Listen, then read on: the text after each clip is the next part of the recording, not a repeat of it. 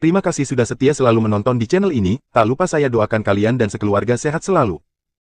By the way, support Mimin dengan like, komen dan subscribe. Bab 271. Dua pria parubaya menghampiri David, Mary, dan Hannah, yang satu tinggi dan gemuk, sementara yang lain pendek dan kurus. Salah satunya adalah Homer Mulligan, seorang sutradara terkenal yang mengarahkan film Mary, dan yang lainnya adalah Mar Wilson, yang awalnya mengobrol dengan Mary. Tan Mulligan. Tan Mulligan. Mary dan Hannah berteriak bersamaan. Mereka tidak menyukai Homer.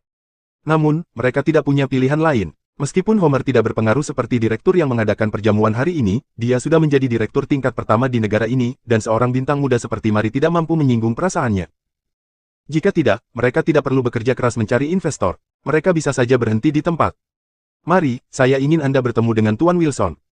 Dia tertarik dengan film kita, kata Homer kepada Mary. Tan Mulligan, saya sudah bicara dengan Mes Ken, tapi dia sepertinya tidak tertarik dengan investasi perusahaan saya. Tuan Wilson berkata dengan tajam. Oh, apa yang sedang terjadi? Mary, mengapa Anda tidak bergegas dan meminta maaf kepada Tuan Wilson? Investor terakhir kami menarik diri karena Anda.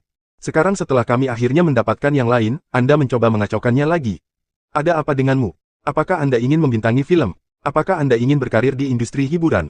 Beritahu saya jika tidak, aku bisa membantumu. Homer memarahi Mary. Dia memandang rendah Mary. Dia tidak memiliki latar belakang dan tidak mau mengorbankan apapun, namun dia ingin berhasil di industri hiburan. Bisakah dia menjadi salah satu dari 4 bintang yang sedang naik daun di negara ini jika bukan karena Hannah, manajernya yang memiliki koneksi di industri hiburan? Bermimpilah.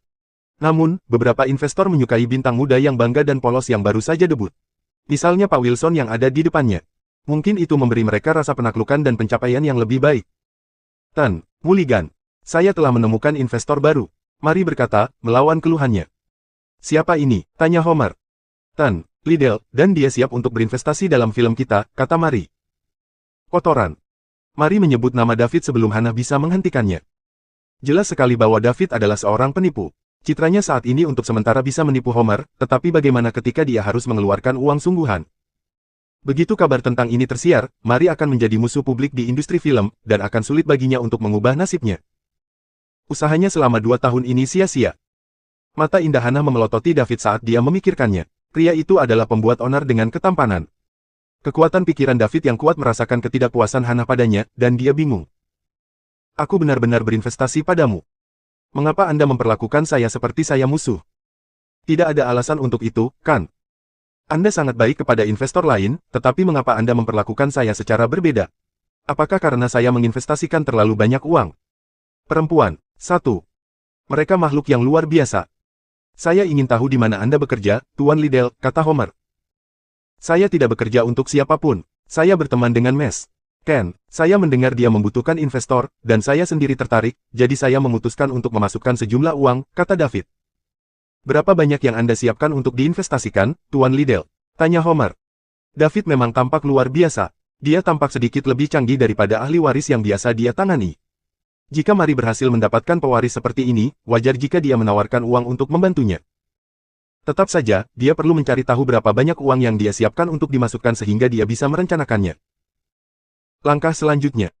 Akan lebih baik jika dia bisa menyelesaikan semuanya sekaligus, tetapi kemungkinannya melawan dia. Memiliki ahli waris ini menghabiskan jutaan atau puluhan juta dolar dalam investasi sudah cukup baik, tetapi tidak mungkin mereka bisa membuatnya menginvestasikan 300 juta hingga 500 juta dolar. Tidak ada orang yang sebodoh itu. Hanya sedikit orang yang mau membayar sebanyak itu untuk seorang wanita. Tidak masalah berapa banyak yang harus saya investasikan. Tapi aku punya satu permintaan. Kata David. Silakan, Tuan Liddell. Kami akan melakukan yang terbaik untuk memenuhi permintaan investor kami, kata Homer sambil tersenyum. Jadi David ingin menjadi satu-satunya investor. Itu adalah situasi yang dia senangi. Memiliki satu investor tidak sama dengan memiliki banyak investor. Bab 272. Bagaimana jika mereka tidak setuju satu sama lain? Siapa yang harus mereka dengarkan? Seorang investor tunggal menyelamatkan banyak masalah karena mereka hanya perlu menyenangkan satu orang, yang lebih disukai bagi mereka. Bisakah saya mengganti direktur? David bertanya sambil tersenyum. Hah, Homer tampak bingung. Bukan hanya dia, tetapi Mary dan Hannah juga tampak terpana. Mereka tidak menyangka David akan mengajukan permintaan seperti itu. Homer segera mengerti. David pasti punya dendam padanya karena memarahi Mary sebelumnya. Apakah dia tidak mempermalukannya ketika dia memarahi wanita di depannya? Dia menyesalinya sekarang. Dia seharusnya meluruskan fakta terlebih dahulu. Apa yang harus dia lakukan sekarang? Meskipun dia adalah kepala film, investor adalah inti dari proyek tersebut.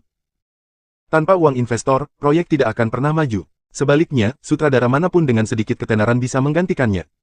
Jika David memang menjadi pendukung film ini, dia bisa menggantikannya hanya dengan satu kata. Alasannya sederhana, proyek itu bisa berjalan tanpa dia, tetapi akan gagal tanpa investor seperti David. Keranjingan. Puan Liddell. Aku sebenarnya. Homer ingin menjelaskan, tetapi David memotongnya sebelum dia bisa menyelesaikannya. Bisakah saya mengganti direktur atau tidak? David bertanya sambil menatap Mary dan Hannah. Kamu bisa, tapi... Sebelum Hannah bisa menyelesaikannya, David memukulinya dengan mengatakan, tidak apa-apa selama aku bisa menggantinya. Bukankah kamu manajer Mary? Saya akan menyerahkan masalah ini kepada Anda. Investasi awal saya adalah $1 miliar. Saya akan mengisi ulang jika itu tidak cukup. Petik 2. Ponsel David berdering. Halo, David menjawab telepon dan berkata. Tan, Liddell, saya punya beberapa kontrak di sini untuk Anda tanda tangani. Apa kau di hotel, Hugo Carlos, kata ketua tim penanaman modal ibu kota. Saya di aula di lantai 60. Datanglah kemari. Kebetulan saya ingin berbicara dengan Anda tentang sesuatu, kata David. Oke, Tuan Liddell, beri aku waktu sebentar. Beberapa menit kemudian, Hugo datang terengah-engah kepada David. Dia tidak berani membuat bos besar menunggu. Tuan Liddell, ini beberapa dokumen yang perlu Anda tanda tangani, kata Hugo terengah-engah. Tanpa melihat sekilas pun, David mencoret-coretnya dan berkata, saya ingin berinvestasi dalam sebuah film dengan investasi awal $1 miliar dengan kemungkinan untuk diisi ulang nanti jika tidak mencukupi. Bicaralah dengan Hannah tentang kontrak. Saya tidak akan terlibat. Oke, Tuan Liddell. Jawab Hugo. Kemudian, dia menoleh ke Hannah dan berkata, halo, saya Hugo Carlos, Kepala Divisi Investasi Tuan Liddell di ibu kota. Dia tidak menyebut Islik International. Itu karena Islik International sekarang cukup terkenal di lingkaran investasi, dan David mengatakan dia tidak ingin orang lain mengetahui bahwa dia adalah bos di belakang Islik International. Halo, namaku Hannah Clement. Hannah tergagap. Dia belum kembali ke akal sehatnya. Bagaimana David berubah dari penipu menjadi bos? Dari kelihatannya, investasi miliaran dolar bukanlah apa-apa baginya. Astaga. Bagaimana mungkin Mary bertemu orang yang begitu kaya? Dia masih muda. Dia tampan. Dan dia kaya. Bab 273. Homer membeku di tempat. Apa yang baru saja saya dengar David katakan? Dia akan menginvestasikan $1 miliar dulu. Dia akan mengisi ulang jika itu tidak cukup nanti. Jika dana tersedia, dia yakin film itu akan terkenal baik di dalam maupun di luar negeri. Pada saat itu, dia bisa mengambil langkah berikutnya dan menjadi direktur yang terkenal secara internasional. Meskipun dia sekarang menjadi direktur terkenal lokal, statusnya sangat berbeda dari direktur terkenal internasional, meskipun hanya ada satu kata perbedaan dalam judulnya. Lihat saja pemutaran perdana sutradara terkenal secara internasional. Daya tarik mereka lebih dari 10 kali lebih kuat daripada film-film yang dia rilis. Sepertinya dia telah dikeluarkan dari persamaan. Dia telah menarik tali untuk film itu. Namun, begitu uangnya ada, sepertinya tidak ada lagi yang bisa dia lakukan begitu Hannah menghubungi penulis skenario dan produser untuk mencari sutradara baru. Apa yang harus saya lakukan? Apakah kesempatan saya untuk dipromosikan menjadi sutradara terkenal secara internasional akan hilang di depan mata saya sendiri? Homer merasakan tekanan darahnya naik dan kepalanya terasa berat saat itu. Dia membenci mulutnya karena begitu kejam. Dia akan berlutut dan meminta maaf kepada David jika mereka tidak berada di depan begitu banyak anggota industri hiburan di sekitarnya. Dia tidak hanya menginginkan kesempatan, tetapi dia juga menginginkan pengampunan David. David adalah ahli waris yang kaya, dan dia telah menyakiti hatinya. Jika David memberinya masalah, diragukan dia akan dapat melanjutkan di industri hiburan. Hugo dan Hannah bertukar detail kontak. Mereka bisa menangani sisanya sendiri, jadi David meninggalkan mereka sendirian. Investasi kecil senilai sekitar $1 miliar tidak berarti apa-apa baginya, tetapi dia dapat mengembangkannya segera melalui investasi ini. Setelah masalah selesai, Hugo turun untuk melanjutkan pekerjaannya. Meski sudah waktunya pulang kerja, ia masih harus bekerja lembur untuk mengurus beberapa kontrak yang ia lakukan secara sukarela. Bagaimanapun, David membayarnya 5 kali gaji majikan sebelumnya. David mundur dan duduk di sudut. Homer berdiri tidak jauh dari David, bertanya-tanya bagaimana menemukan kesempatan untuk menjelaskan kepada David. Tuan Wilson sedikit malu, orang-orang ini bahkan tidak memperhitungkannya saat berdiskusi. Dia sedikit tidak puas pada awalnya. Lambat laun, dia menemukan bahwa David bukanlah seseorang yang bisa dia sakiti. Dia tampaknya menjadi pewaris keluarga yang kuat. Cek ini. Aku akan pergi dengan patuh dan diam-diam. Hana menarik Mari ke samping dan bertanya, Mari, bagaimana Anda mengenal Tuan Liddell? Hana, bukankah aku sudah memberitahumu? Saya bertemu Mer. Liddell terakhir kali saya di Lake City. Dia bahkan menyelamatkan hidupku, kata Mari.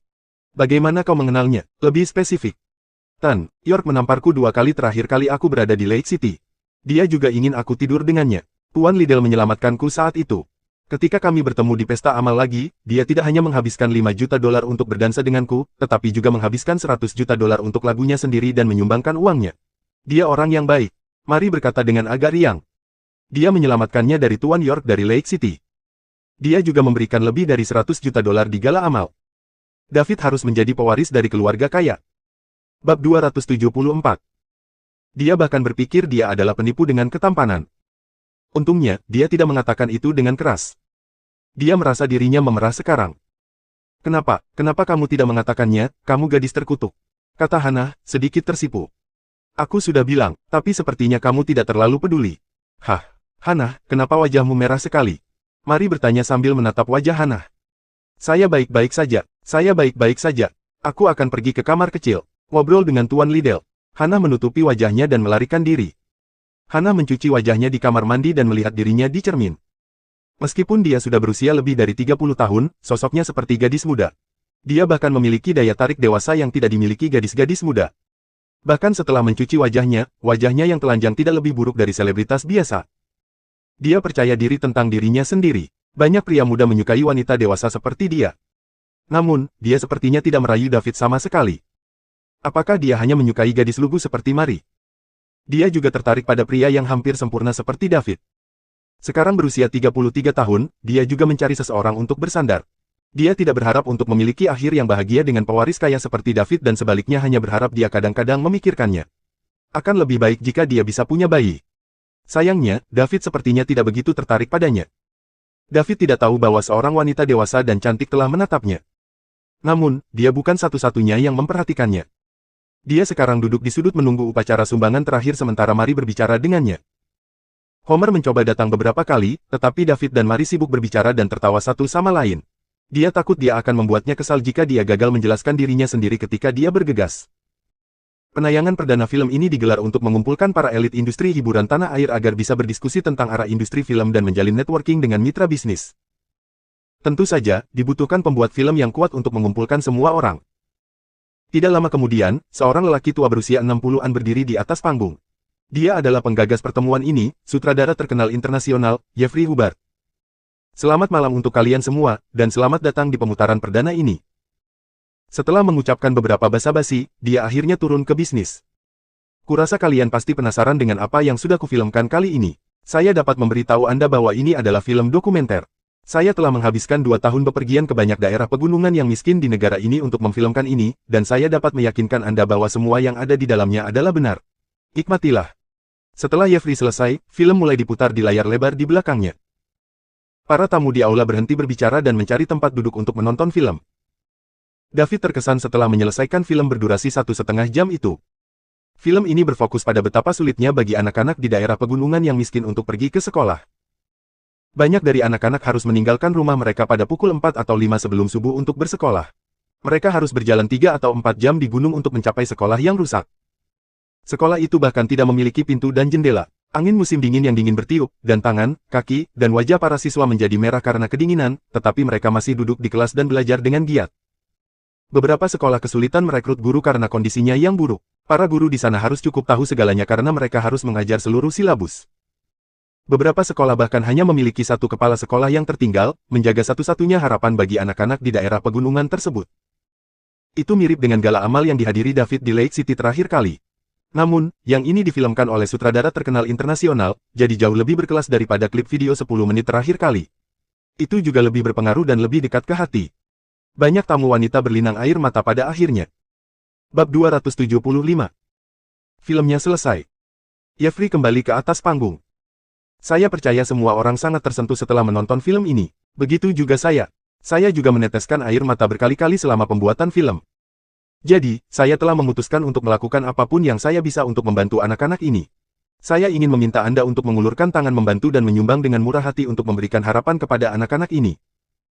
Saya, Jeffrey Hubbard, meyakinkan Anda bahwa setiap sen yang terkumpul malam ini dan yang diambil dari pendapatan box office film akan pergi ke setiap lokasi di film untuk membantu membangun sekolah yang dapat melindungi anak-anak dari angin dan hujan. Terima kasih. Jeffrey membungkuk dalam-dalam kepada hadirin, yang disambut tepuk tangan meriah. David memiliki kilasan inspirasi saat dia bertepuk tangan. Bangun sekolah. Aku juga bisa membangunnya, kan? Poin mewah mungkin tidak bertambah ketika saya memberikan uang, tetapi saya dapat mengubahnya menjadi sesuatu yang lain sebelum menyumbangkannya. Itu seperti bagaimana dia menyumbangkan $100 juta untuk gala amal di Lake City dan tidak mendapatkan poin mewah. Poin mewahnya juga tidak bertambah ketika dia memberi sepupunya, Lily, $100 juta. Namun, dia mendapatkan poin mewah ketika dia membeli 2 apartemen mewah Salt River International Residence untuk Bibi Sally dan Bibi Diana. Jika dia membangun sekolah dan menyumbang kepada penduduk setempat, dia bisa mendapatkan poin mewah. Dengan melakukan ini, dia tidak hanya akan membuat Eastleigh International terkenal tetapi juga mendapatkan poin yang melimpah. Yang terpenting, dia bisa membantu anak-anak di daerah pegunungan yang miskin di film. Dia dulu berpikir bahwa dia adalah anggota masyarakat akar rumput. Selain belajar keras, ia melakukan berbagai pekerjaan paruh waktu untuk mencari nafkah. Setelah menghadiri 2 pesta ini, ia menyadari bahwa banyak orang menjalani kehidupan yang sulit dan memiliki kondisi belajar yang lebih buruk. Dia mampu, jadi dia ingin membantu sebanyak mungkin. Kemudian datanglah upacara penyerahan. Kode QR muncul di layar. Mereka hanya perlu memindai dengan ponsel mereka untuk mentransfer uang ke rekening publik. Mereka bisa meninggalkan nama mereka pada komentar ketika mentransfer uang. Selain itu, semua orang dapat mengawasi akun, dan akan ada daftar terperinci dari setiap transaksi. David juga menyalakan ponselnya dan memindainya. Dia menyumbangkan $10 juta tetapi tidak mencantumkan namanya. Uang hanyalah angka baginya sekarang. Dia tidak menyumbangkan lebih banyak uang karena takut menyebabkan masalah yang tidak perlu. Mereka akan melacaknya kembali kepadanya jika dia menyumbangkan terlalu banyak uang, dan apa yang paling dia takuti sekarang adalah masalah. Bahkan jika itu hanya $10 juta, itu masih sedikit lebih dari sumbangan tertinggi kedua dalam daftar. David kembali ke kamarnya setelah menyumbang. Pada titik ini, ada tambahan $10 juta tanpa nama dalam sumbangan. Mereka harus memasukkannya ke dalam daftar nama donasi. Jeffrey bertanya-tanya untuk waktu yang lama, tetapi tidak ada yang maju untuk mengakuinya. Mary adalah satu-satunya yang tahu siapa donor anonim itu. Mary, apakah pendonornya adalah David? Hannah berbisik di samping Mary. Iya. Lalu mengapa dia tetap anonim? Karena dia tidak ingin terkenal. Dia sangat rendah hati. David memanggil Pearl dari kamarnya. Suara Pearl segera terdengar di telepon. Hai, Tuan Liddell. Apa yang sedang terjadi? Bagaimana rekrutmennya, Nona Pearl? Tanya David. Sangat bagus. Eastleigh International sekarang memiliki hampir 500 karyawan, dan saya akan melepaskan beberapa. Kami tidak membutuhkan banyak orang di Springfield. Oke, tapi kamu harus melupakan apa yang kamu lakukan terlebih dahulu.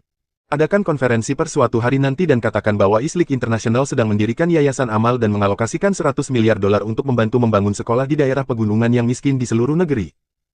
Hah, Tuan Liddell, apa maksudmu dengan itu? Saya dapat memahami melakukan amal, yang dapat membantu Eastleigh International, tetapi bukankah $100 miliar terlalu banyak? Saya pikir bahkan $1 miliar bisa sangat berguna. Kita tidak perlu mengeluarkan uang sebanyak itu. Tidak apa-apa, uang hanyalah angka bagi saya.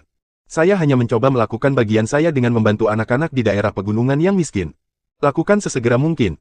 Ambil kesempatan ini untuk membuat Eastleigh International sukses. Ini akan baik untuk pengembangan di masa depan. Oke, saya akan memulai persiapannya sekarang, Tuan Liddell. Kata Mutiara.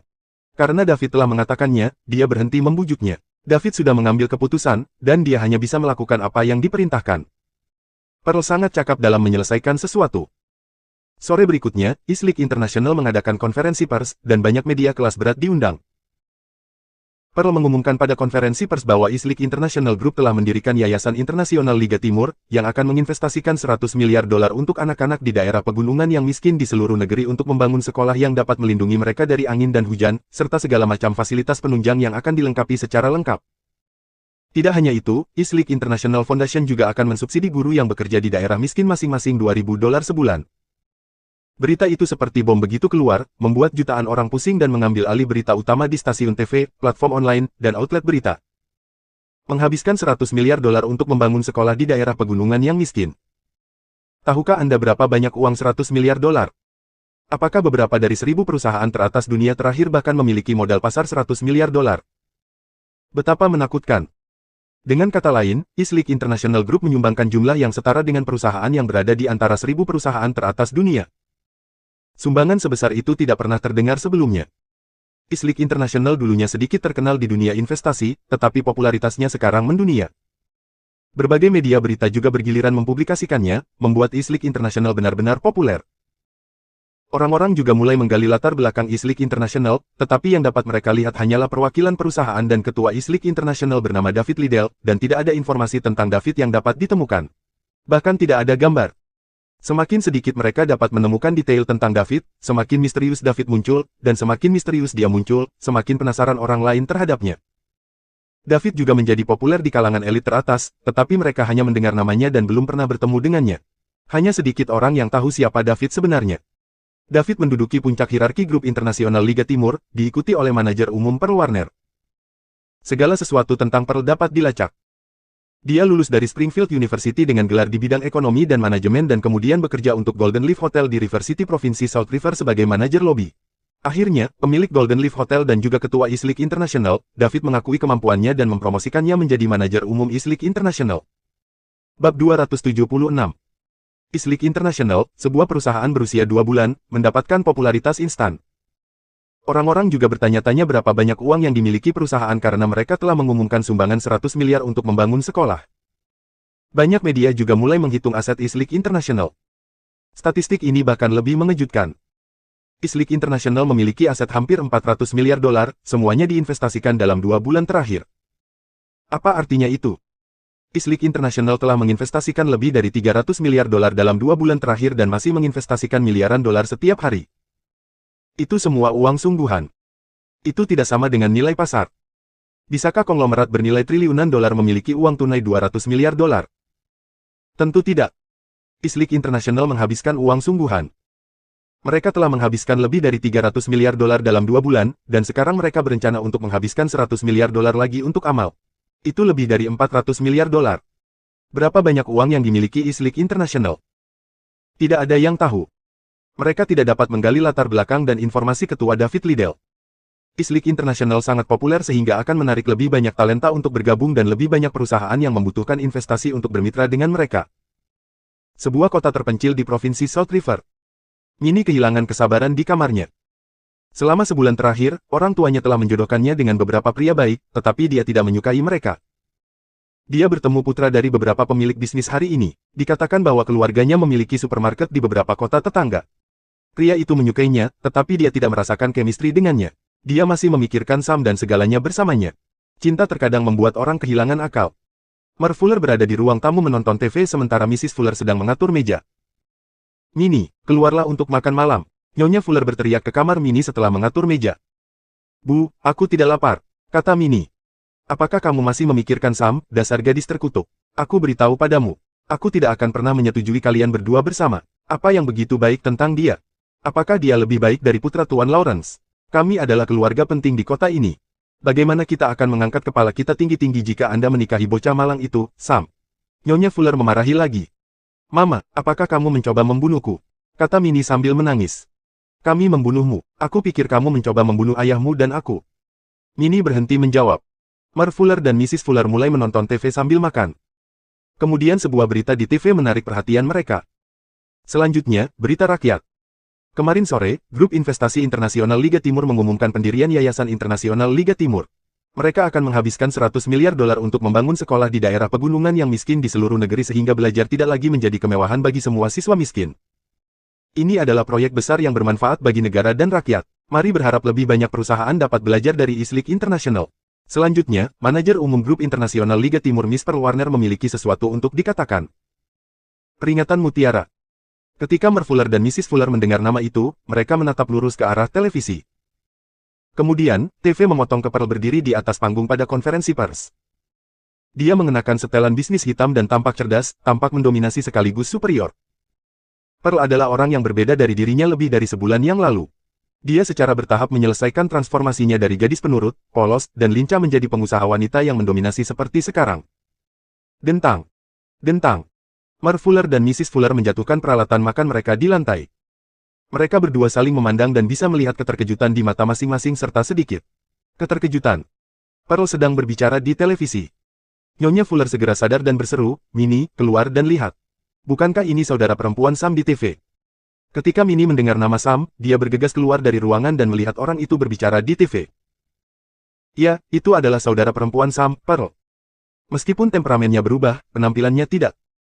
Cepat, panggil Sam dan tunjukkan ini pada keluarganya. Nyonya Fuller berkata dengan cepat. Minnie mengeluarkan ponselnya dan dengan cepat menelepon Sam. Minnie. Sam, nyalakan TV dan alihkan ke People's Channel, kata Minnie. Apa yang sedang kamu lakukan? Aku sedang tidak mood untuk menonton TV sekarang. Percepat, kakakmu ada di TV. Dia sedang berbicara di TV. Hah, oh. Aku akan segera melakukannya. Sam menutup telepon dan bergegas ke ruang tamu. Billy dan Lee sedang menonton serial TV ketika Sam mulai mengganti saluran. Semi, apa yang kamu lakukan? Bu, jangan bicara, hanya melihat. Saluran TV beralih ke People's Channel dan Pearl muncul di depan ketiganya. Apakah ini Pearl? Lee bertanya dengan gemetar dalam suaranya. Ini mutiara, itu benar-benar mutiara. Pearl ada di TV, kata Sam bersemangat. Billy juga melihat Pearl berbicara di TV, wajahnya penuh kejutan dan ketidakpercayaan. Dia tidak mengerti pidato Pearl, tetapi menurut pendapatnya, siapapun yang bisa tampil di TV adalah orang yang hebat. Rumah Minnie. Minnie, kenapa kamu tidak online dan mencari Islik International? Tanya Ni. Fuller. Oh, oke. Minnie mulai mencari grup internasional Liga Timur di ponselnya. Tidak butuh waktu lama. Grup Investasi Internasional Liga Timur. Perwakilan perusahaan David Liddell. Ketua David Liddell. Manajer umum Pearl Warner. Manajer umum. Ketiganya terkejut. Mereka bukan Billy dan istrinya, mereka sangat paham apa yang dimaksud manajer umum. Setelah ini, Minnie mencari Pearl. Lulus dari Universitas Springfield. Bekerja di Golden Leaf Hotel. Semua yang ada di resume itu benar. Ketiganya tercengang ketika mereka membaca kalimat terakhir. Sebagai manajer umum grup investasi internasional Liga Timur yang baru muncul, Pearl dicurigai dekat dengan ketua David dan memiliki aset senilai lebih dari 10 miliar dolar. Bernilai lebih dari 10 miliar dolar. Berapa banyak uang 10 miliar dolar? Mereka tidak dapat memahami angka astronomi, tetapi mereka tahu itu pasti banyak. Sedikit uang dari bawah kukunya sudah cukup untuk memberi makan dua keluarga mereka seumur hidup. Minnie, kurasa kamu harus membujuk Sam untuk meminta maaf kepada Pearl. Bagaimanapun, dia adalah saudara perempuannya. Mereka adalah keluarga, dan tidak ada yang tidak bisa mereka lewati, kata Mrs. Fuller kepada Minnie dengan nada serius. Mar Fuller berdiri dan setuju. Oke, mengerti. Aku akan pergi menemuinya besok. Minnie tahu orang tuanya tidak akan menghentikannya untuk bersama Sam lagi. Adik Sam terlalu cakap. Bab 277. Mereka menyaksikan Pearl berbicara dengan berani dan santai saat dia menghadapi negara dan sejumlah besar reporter media di TV. Billy dan Lee tahu Pearl telah berubah. Dia bukan lagi gadis baik yang tidak akan pernah melawan, menegur, dan selalu mengutamakan kepentingan keluarganya. 2 bulan ini terasa sulit bagi mereka bertiga. Pearl biasa memberi mereka uang saku $20.000 setiap bulan, yang telah berlangsung selama 2 tahun. Tidak banyak yang dapat memperoleh $20.000 sebulan, bahkan mereka yang berada di daerah kecil atau kota mereka, apalagi desa pegunungan yang miskin. Mereka telah mendapatkan hampir $500.000 dalam 2 tahun terakhir. Bahkan jika mereka menghabiskan lebih banyak uang, mereka tidak bisa menghabiskan semuanya di desa pegunungan yang miskin. Namun, Sam kecewa karena dia tidak hanya kehilangan uang sekolah dari Pearl melalui perjudian, tetapi dia juga berhutang banyak. Karena itu, dia berhenti berjudi setelah bertemu Minnie. Namun, dia masih harus membayar hutangnya. Oleh karena itu, mereka telah menggunakan uang itu untuk membayar hutang yang telah dikumpulkan Sam selama ini. Selain itu, pasangan itu hampir tidak bekerja di ladang dalam beberapa tahun terakhir, dan hanya bermain poker dan minum setiap hari. Karena itu, mereka hampir tidak punya uang lagi. Sebaliknya, mereka menunggu uang Pearl setiap bulan. Pearl tidak mengirim kembali uang dalam 2 bulan terakhir, meninggalkan keluarga berjuang untuk menempatkan makanan di atas meja. Keluarga tidak punya pilihan. Karena mereka tidak dapat menemukannya, mereka juga tidak dapat membuat diri mereka kelaparan. Mereka hanya bisa mengambil peralatan mereka dan terus bekerja. Namun, mereka tidak melakukan pekerjaan pertanian selama bertahun-tahun, sehingga tubuh mereka kewalahan oleh ketegangan fisik yang tiba-tiba. Setiap hari mereka menunggu Pearl mengirim uang kembali. Mereka telah pergi ke bank di kota lebih dari selusin kali sehingga bahkan staf bank sedikit bosan dengan pasangan itu. Mereka telah berubah dari kecemburuan seluruh desa menjadi bahan tertawaan. Alih-alih menyalahkan diri mereka sendiri, mereka menyalahkan Pearl. Pasangan itu dan Sam membenci Pearl. Mereka masih mencoba mencari tahu apa yang harus dilakukan dengan gadis terkutuk itu ketika mereka pertama kali menemukannya. Sekarang, mereka sedang menonton Pearl di TV. Dia bahkan menjadi manajer umum. Hidupnya jauh lebih baik daripada mereka. Tidak peduli seberapa banyak Pearl telah berubah, dia tetap putri mereka. Mereka membesarkannya, namun dia sekarang memunggungi keluarganya. Itu tidak pantas. Ketiganya dipenuhi amarah. Mereka ingin melampiaskannya pada Pearl. Cari tahu di mana adikmu. Kami akan pergi untuk menemukannya besok. Betapa tidak masuk akal, dia mengabaikan keluarganya saat dia memiliki waktu dalam hidupnya sebagai manajer umum, geram Billy.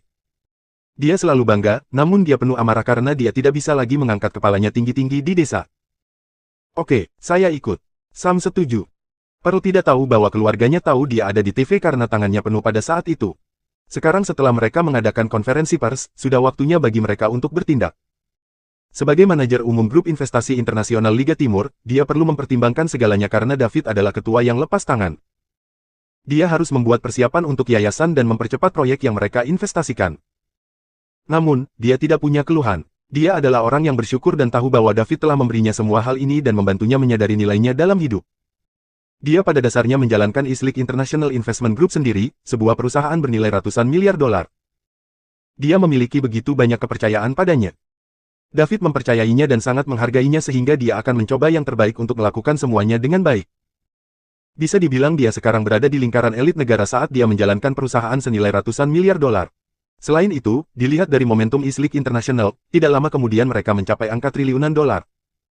Bahkan di Summerland, kelompok triliunan dolar adalah sesuatu. Tentu saja, itu hanya peringkat tingkat permukaan karena tidak diketahui berapa banyak keluarga bangsawan tersembunyi yang memiliki kekuatan sebesar itu. David sedang memikirkan cara membelanjakan uangnya dengan cara lain. Meskipun dia menerima lusinan poin mewah setiap hari, dia pikir itu terlalu lambat. Menurut sistem, dia menggunakan 2.000 poin mewah untuk menembus batas ganda, jadi apakah dia membutuhkan 20.000 poin untuk terobosan berikutnya? Selain itu, dia membutuhkan lebih banyak poin mewah untuk peningkatan. Butuh selamanya baginya untuk mendapatkan poin yang cukup ketika dia hanya mendapatkan beberapa lusin poin mewah per hari. Dia juga tahu bahwa Islik International berkembang cukup cepat karena dia telah menghabiskan hampir 400 miliar dolar dalam 2 bulan. Menambahkan 100 miliar dolar yang dia umumkan melalui konferensi pers ke sekolah-sekolah di daerah pegunungan yang miskin ke dalam persamaan, jumlahnya mencapai 500 miliar dolar. Itu semua uang nyata dan telah menarik perhatian banyak kekuatan besar. Itu karena dia mendapat banyak telepon selama 2 hari terakhir ini. Clinton, Rhonda, Bill, Huff, dan Andy. Siapapun yang mampu yang dia kenal telah memanggilnya. Meskipun tidak secara langsung, mereka diam-diam menyuruhnya untuk tidak terburu-buru melakukan ekspansi. Clinton bahkan menyuruhnya untuk diam sejenak dan publisitas yang terlalu banyak tidak baik untuk perkembangan Islik International. Setiap keluarga dengan kekuatan akan bersembunyi, tidak menempatkan diri mereka di tempat terbuka. David memiliki 2 kartu truf dan yakin mereka dapat mengintimidasi banyak orang begitu dia menunjukkannya, tetapi tidak ada jaminan bahwa tidak akan ada keluarga kaya tersembunyi yang tidak takut dengan kartunya. Selain itu, dia tidak suka menunjukkan semua miliknya, yang sebaliknya akan membuatnya sangat tidak aman. Apa yang harus dilakukan? David juga merasa kehilangan untuk sementara waktu. Islik International seharusnya tidak terus membuat langkah besar saat ini. Namun, poin mewahnya tumbuh sedikit lambat. Itu sangat membuatnya khawatir. Bab 278. Rumah keluarga Quinn di ibu kota. Zachary sedang duduk di depan komputer, menunggu hasilnya. Menurut Howard, David telah bolos sekolah akhir-akhir ini, dan dia tidak tahu apakah misi web gelap telah berhasil. Namun, mereka mengatakan akan membalas dalam seminggu, dan hari ini adalah hari pertama setelah seminggu. Segera, ada pesan dari web gelap. Web gelap, misi gagal. Dark web, apakah Anda ingin melanjutkan memposting misi atau membatalkannya?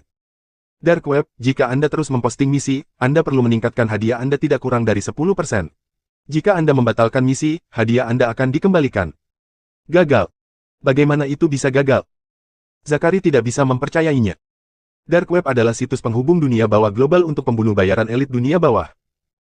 Jika orang-orang di Dark Web gagal, siapa lagi yang bisa dia hubungi?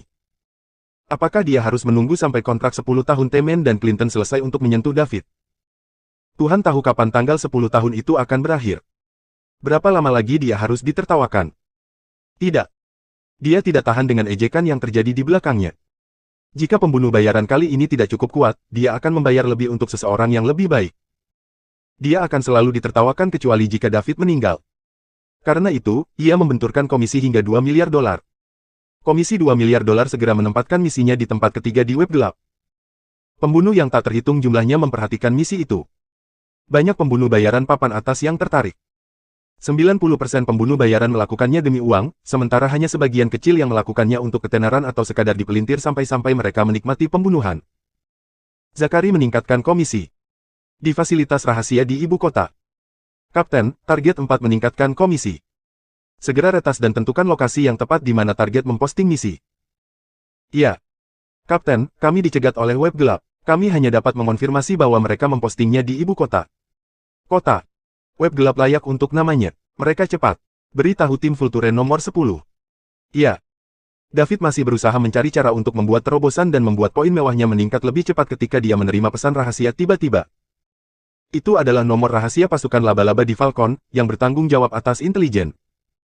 Tim Vulture No. 10.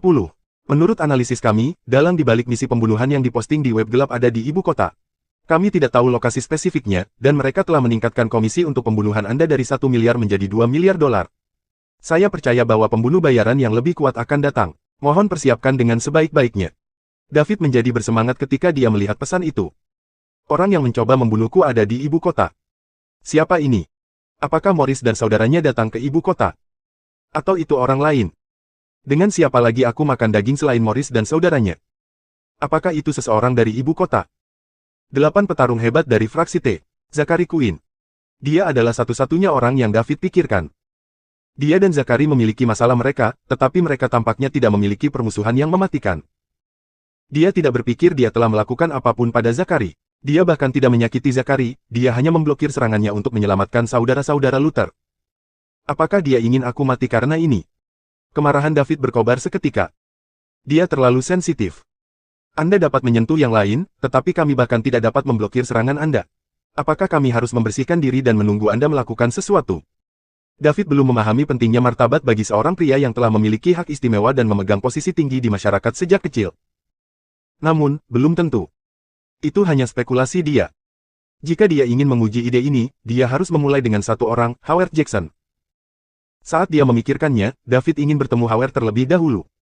Dia harus menyelesaikannya segera, atau upaya pembunuhan tidak akan berhenti. Bahkan jika kekuatan pikirannya telah mengalami terobosan, dan dia tidak lagi takut dengan pembunuhan seperti itu, dia lelah setelah hal itu terjadi berkali-kali. Bab 279. Selain itu, jika mereka ingin membunuhnya, mereka harus siap untuk dibunuh. Dia selalu bisa membedakan yang baik dari yang buruk dan akan membalas kebaikan sebaik mungkin. Namun, dia juga akan membalas dendam atas kesalahan yang dilakukan terhadap dirinya sendiri. David tiba di sekolah pada sore hari di mana seseorang segera memberitahu Hanley tentang keberadaannya. David langsung pergi ke kelas dan menemukan Howard. Tan, Jackson, aku perlu bicara denganmu. Apa itu? Tanya Howard. Kamu akan melihat ketika kamu keluar. David memimpin jalan setelah mengatakan itu. Howard memikirkannya dan mengikutinya. Apa yang tidak dia ketahui adalah bahwa Zachary berencana membunuh David setelah dia memberitahu dia tentang keberadaan David. Kalau tidak, dia tidak akan berkencan dengan David bahkan jika dia memiliki bola baja. Setelah David pergi, kelas mulai berbicara. Sekolah memiliki desas-desus bahwa David berhubungan dengan primadona kampus, Celia Young. David hanya bersekolah selama beberapa hari. Namun, dia telah menaklukkan Celia, Dewi Hanley, salah satu dari Fantastic Four, telah dikejar selama 3 tahun. Rahang banyak orang jatuh setelah itu. Di dekatnya, Amelia melihat David pergi dengan ekspresi kesal di wajahnya. Dia memperhatikan David terlebih dahulu. Namun, seseorang yang datang jauh kemudian telah menyusulnya. Apakah mereka tidak tahu bahwa ada antrian? Apakah mereka punya sopan santun? David memimpin Howard ke hutan terpencil di Greenwood University. David langsung ke pokok permasalahan dan berkata, Tuan Jackson, saya tidak berpikir saya punya dendam terhadap kamu, kan? Bahkan jika kamu bersama Zachary, aku tidak melakukan apapun padamu. Saya baik kepada Anda, tetapi mengapa Anda memberitahu Zachary tentang keberadaan saya? Apa kau melakukannya agar dia bisa mengirim seseorang untuk membunuhku? Hah? Howard langsung bingung. Tan, Quinn mengirim seseorang untuk membunuh David. Saya tidak punya ide. Tidak heran Mar, Quinn terus bertanya apakah David telah tiba di sekolah tempo hari. Aku tidak akan pernah mengakuinya. Atau kita rakyat jelata akan menderita ketika para elit bertarung. David, aku tidak tahu apa yang kamu bicarakan, Howard berkata setelah menenangkan dirinya. Oh, Anda tidak tahu. Tuan Jackson, jangan berpikir saya tidak akan melakukan apapun kepada Anda di ibu kota. Beraninya kau terlibat denganku dan Zachary. Apakah Anda memiliki keinginan kematian? Kata David dingin. Howard menggigil. David memberikan terlalu banyak tekanan padanya. Dia memberinya lebih banyak tekanan daripada Tuan Quinn. Petik 2. Aku benar-benar tidak tahu. Kenapa kamu tidak mengatakan kamu tidak tahu lagi? David melepaskan kekuatan pikirannya segera setelah dia selesai dan mengarahkannya ke Howard. Howard langsung merasa sulit bernapas. Selain itu, dia merasa sangat panik. Seolah-olah David telah membunuhnya pada saat berikutnya, dan dia telah melihat kematiannya sendiri. Itulah yang dilakukan oleh penindasan kekuatan pikiran. Tuan Liddell, saya tidak menyangka Zakari akan mengirim seseorang untuk membunuhmu. Dia hanya bertanya apakah kamu datang ke sekolah. Saya tidak tahu apa-apa tentang sisanya. Tolong maafkan saya. Howard berlutut dan memohon belas kasihan. Kalau begitu, kamu memang memberitahu Zakari tentang keberadaanku. Petik 2. Aku tidak tahu dia akan membunuhmu. Aku benar-benar tidak tahu. Jangan khawatir, kami di sekolah. Aku tidak akan melakukan apapun padamu, kata David sambil menepuk bahu Howard. Dengan itu, dia pergi. Dia meninggalkan Howard berlutut di tanah. Dia mengira David akan membunuhnya. Sambil gemetar, Howard mengeluarkan ponselnya dari sakunya dan melakukan panggilan telepon. Halo, Howard, apa itu? Suara seorang wanita parubaya terdengar di telepon. Bu, aku ingin pergi ke luar negeri, kata Howard. Kenapa kamu ingin pergi ke luar negeri? Jangan khawatir tentang itu, saya ingin pergi ke luar negeri sekarang. Cepat dan bantu aku menangani prosedurnya. Kenapa kamu begitu terburu-buru? Nah, apa yang terjadi? Bu, berhenti bertanya. Jika Anda ingin putra Anda hidup dengan baik, lakukan untuk saya sekarang. Howard meratap. Oke, saya akan melakukannya untuk Anda sekarang. Aku akan melakukannya untukmu sekarang. Bab 280. David kembali ke hotel. Dia tahu apa yang harus dilakukan tentang hal itu. Zakari memang berada di belakangnya. Namun, Zakari masih pewaris keluarga Quinn. Hilangnya dia yang tiba-tiba akan menyebabkan kehebohan di ibu kota. Dia harus memikirkannya matang-matang. Apakah saya bukan anggota Falcon dan Satuan Tugas Khusus? Bukankah seharusnya kedua organisasi ini membela saya ketika seseorang mencoba membunuh saya? Karena itu, dia mengeluarkan ponselnya dan memanggil Lucas kapten tim Vulture terlebih dahulu.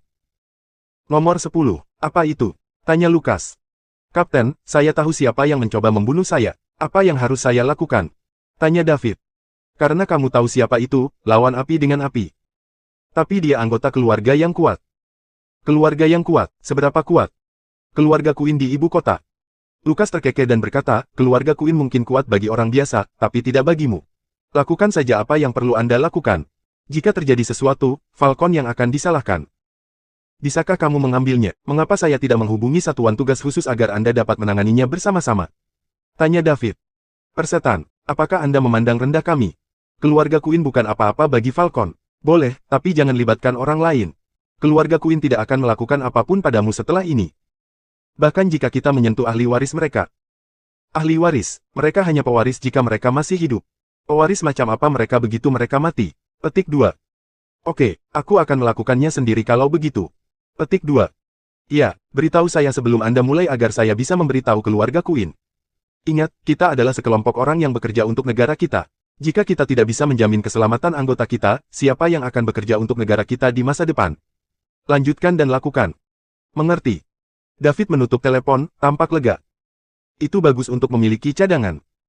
Persetan denganmu, Zakari. Kami tidak memiliki darah buruk yang serius, tetapi jika Anda ingin saya mati, saya tidak dapat menahan Anda. David menghubungi anggota Satuan Tugas Khusus Tim D, yang juga bertanggung jawab atas intelijen lokal. Akan lebih mudah jika mereka bisa mengetahui pergerakan Zakari. Di tengah malam, Zakari meninggalkan The Great Wall Club. Dia masuk ke dalam mobil dan pergi. Mac masih yang mengemudi. Sekitar setengah perjalanan, Mac merasakan ada yang tidak beres. Jalan itu terlalu sepi. Dia telah mengemudi rute ini selama bertahun-tahun. Meskipun sudah lewat jam 1 pagi, tidak mungkin tidak ada mobil di sekitar. Mac mencoba untuk mempercepat, tetapi jalan di depan terhalang oleh 2 truk derek besar. Dia hanya bisa menghentikan mobil. Tuan, kita punya situasi, kata Mac pada Zakari di kursi belakang. Zakari mabuk. Apa yang terjadi? Keluar dan lihatlah. Mereka turun dari mobil bersama-sama, dan jalan yang sibuk itu sunyi kecuali cahaya dari lampu jalan di sekitarnya. Zakari segera sadar karena kaget. Apa yang terjadi di sini? Kenapa sepi sekali? David berjalan keluar dari kegelapan. Zakari, lama tidak bertemu. Bab 281. Kamu, David. Zakari bertanya dengan mata terbelalak saat melihat penampilan David. Mengapa, Anda pikir saya dibunuh oleh seseorang yang Anda sewa untuk $1 miliar? Maaf telah mengecewakanmu, kata David sambil tersenyum. Kamu, bagaimana kabarmu di sini? Zakari bertanya. Bagaimana aku di sini? Saya di sini untuk melawan, tentu saja. Karena kamu siap membunuhku, tidak bisakah aku melawan? Quinn, cepat panggil kepala keluarga, kata Mark. Zakari dengan cepat mengeluarkan ponselnya, tetapi ketika dia melihatnya, dia melihat bahwa tidak ada sinyal. Dia kemudian mencoba menelepon tetapi menyadari bahwa dia tidak dapat menelepon siapapun. Mac, ponselku tidak ada sinyal, kata Zakari cemas. Mac mengeluarkan ponselnya dan menemukan bahwa tidak ada sinyal juga. Hah? Bagaimana Daud melakukannya? Dia benar-benar bisa memotong sinyal di area ini. Zakari, berhenti membuat perjuangan yang tidak perlu. Awalnya, tidak ada permusuhan di antara kami. Saya hanya mencoba menyelamatkan saudara-saudara Luther dan itulah mengapa saya memblokir pukulan Anda, tetapi Anda ingin membunuh saya. Apakah saya hanya seekor semut yang dapat Anda hancurkan kapanpun Anda mau di mata Anda? Nada bicara David semakin lama semakin berat. David, jangan lakukan hal bodoh. Aku pewaris keluarga Queen. Jika kamu membunuhku, para Queen tidak akan pernah memaafkanmu. Ahli waris. Hanya yang hidup yang disebut ahli waris. Bisakah orang mati tetap disebut ahli waris? Zakaria, tidakkah kamu mengerti? Bisakah Queen memblokir jalan dan memutus sinyal di area ini? Jika aku bisa melakukannya, menurutmu apakah Queen mampu memprovokasiku? Zakari, lari, kembali ke klub dan temukan Temenstan, sekarang hanya dia yang bisa menyelamatkanmu. Mac berteriak pada Zakari. Daud benar, keluarga Queen tidak dapat memblokir jalan dan memutus sinyal di area ini, dan keluarga Queen tidak dapat menyinggung siapapun yang dapat melakukan hal seperti itu. Karena keluarga Queen tidak mampu menyinggung perasaan mereka, lalu apa gunanya memberitahu kepala keluarga? Mac hanya tahu satu orang yang bisa menyelamatkan Zakari sekarang, dan itu adalah Temenstan dari fraksi T. Setelah mengatakan ini, Mac bergegas ke David tanpa ragu-ragu. Dia sudah merasakan niat membunuh dari David, dan dia ingin menggunakan tubuhnya untuk mengulur waktu bagi Zakari. Zakari bereaksi dan buru-buru bersiap untuk berlari kembali ke mobil. Namun, dia hanya sampai di samping mobil dan tidak sempat masuk ke dalam. Bang! Tubuh Mac terbang mundur dan menabrak kaca depan mobil. Seorang ahli peringkat harimau yang bahkan belum mencapai puncak peringkat bukanlah lawan David. Hanya dengan satu pukulan, Mac benar-benar kehilangan kemampuannya untuk bertarung. Mac, Zakari sudah ketakutan setengah mati. Mac adalah seorang master yang telah mengikutinya selama bertahun-tahun, dan sekarang dia bahkan tidak bisa bertahan satu putaran dengan David. David berjalan perlahan menuju Zakari. David, apa yang kamu coba lakukan? Zakari bertanya, tergagap. Zakari, kamu laki-laki, jadi jika kamu punya nyali untuk melakukan sesuatu, kamu harus siap bertanggung jawab atas konsekuensinya. David, tolong lepaskan aku. Saya salah. Saya minta maaf kepada Anda. Saya akan memberi Anda uang. Anda dapat memiliki sebanyak yang Anda inginkan. Petik 2. Zakari berkata sambil gemetar, tapi salah satu tangannya diam-diam merogoh saku celananya. Kemudian, dia dengan cepat mengeluarkan pistol untuk mencoba menembak David. Namun, David memiliki kekuatan pikiran yang begitu kuat sehingga Zakari secara alami tidak dapat menyembunyikan gerakan liciknya darinya. Ketika Zakari mengeluarkan pistolnya dan hendak mengarahkannya ke David, David sudah bergegas ke Zakari dengan semburan energi dari kakinya. Kemudian, dia memukul Zakari tepat di dada. Berdebar. Ah! David begitu kuat sekarang bahkan Tukar, master peringkat harimau, dibunuh olehnya dengan satu pukulan. Apa yang akan terjadi dengan Zakari, seseorang di level puncak kelas 1? Zakari hanya merasakan sakit yang parah. Tiba-tiba, tubuhnya terbang ke belakang seolah-olah telah hancur. Dia mendarat setelah terbang sejauh 20 hingga 30 meter. Orang bisa melihat kekuatan pukulan ini. Pada saat ini, Zakari merasa seolah-olah semua organ dalamnya terbakar dan darah mengalir keluar dari mulutnya. Dia ingin bangun, tetapi setelah berjuang 2 kali, dia menjadi tenang. Dengan itu, salah satu dari 8 petarung hebat dari fraksi T, Zakari Queen, pewaris keluarga Queen di ibu kota, meninggal. Bab 282. Rumah Queen. Tubuh Zakari terbaring di tengah ruang tamu yang besar. Di satu sisi, seorang wanita parubaya menangis sambil memegang tubuh Zakari. Zaku, kamu mati dengan sangat tragis. Kepala keluarga Queen, Louis Queen, berdiri di satu sisi dengan ekspresi membunuh di wajahnya. Bagaimana Mac? Apa dia sudah bangun? Louis bertanya, menahan amarahnya. Puan, Mac terluka parah dan masih koma, jawab kepala pelayan Queen. Apa yang sedang terjadi? Bisakah seseorang menjelaskannya kepada saya? Bagaimana Zah meninggal dalam perjalanan kembali? Siapa yang punya nyali untuk melakukan ini? Hah, Louis meraung. Dia memang sangat marah sekarang karena putra kesayangannya telah meninggal. Apalagi dia meninggal tepat di bawah hidungnya. Saat ini, dia bahkan tidak tahu siapa pembunuhnya. Itu adalah tamparan di wajah Queen. Puan, kami tidak tahu apa yang terjadi. Kami baru saja menerima telepon aneh yang meminta kami untuk menjemput Mar. Zakari, pada akhirnya, ketika kami pergi ke sana, kami melihat mayat Mar. Zakari sementara Mac juga dalam keadaan koma. Cari nomor telepon. Kami menemukannya, tetapi kami tidak dapat menemukan apapun. Kalau begitu, mobilisasi semua kekuatan keluarga sekarang juga. Cari tahu kemana Zah pergi sejak kemarin dan selidiki tempat-tempat itu secara menyeluruh. Saya ingin melihat siapa yang berani melakukan ini. Apakah mereka benar-benar berpikir keluarga Queen itu pengecut? Iya, Pak. Setelah kepala pelayan menjawab, sebuah suara menghentikannya tepat saat dia akan melakukan tugasnya.